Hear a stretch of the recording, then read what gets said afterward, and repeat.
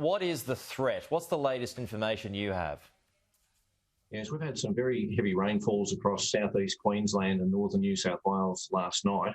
The main areas affected in Queensland are the Ipswich, Logan and Gold Coast hinterland areas. Overnight, we've had up to 180 millimetres of rain on what are already very wet catchments. So Upper Springbrook received 173 millimetres overnight, and that's on top of the 460 millimetres they'd received in the previous 24 hours. So that water will start progressively moving down through the creeks and rivers. And 9 o'clock this morning, we're expecting a king tide. So we've got a king tide pushing in with water coming down the creeks and rivers. So what we're saying to people in low-lying areas is be ready for that today, be watching the conditions and be ready to move to higher ground at a moment's notice. So there was an emergency alert put out last night on the Gold Coast, and particularly for residents around Currumbin and Tallabudgera, just to be aware of their circumstances. And if people are out on the roads today, we encourage you, visitors and residents, only move around if you have to. And if you come across floodwaters, please don't drive through floodwaters. If it's flooded, forget it. Find another route. And if you don't need to be moving around, the roads are already slippery and wet, and it just increases the chance of motor vehicle accidents. So please, if you don't need to move around, please don't. Because we're always told, aren't we, Greg, that the biggest danger comes after a weather event because, like you said there, you've got those rising waters that can often catch people off guard.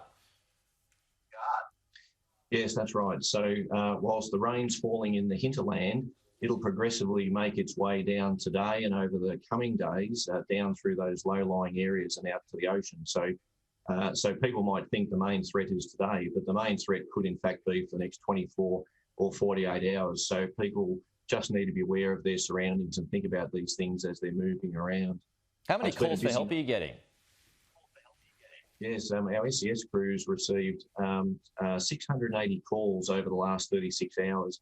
So that's predominantly for water leaks, leaky roofs, tarping requests, and of course trees down as well. So please be patient. Our crews are out doing the best they can, but if they haven't got to you yet, they won't be far away. So it's been a busy time for our state emergency service crews. We've also got our swift water trained firefighters on standby. Fortunately, they haven't been required as yet. We've had no rescues, so hopefully people are heeding the message not to drive through floodwaters. What about the latest on the Sunshine Coast? I know that Noosa had been getting a battering over the weekend. Greg, have you got an update there? Yeah, so basically these wet conditions were from Bundaberg and south to the border and down into northern New South Wales.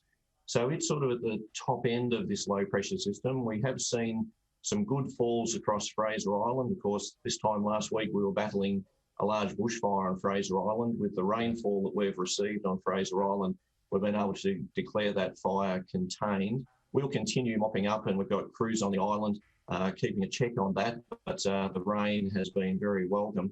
And Queensland Parks and Wildlife Service today will be announcing the reopening of the island to visitors, and so people can come and enjoy Fraser Island for the Christmas period.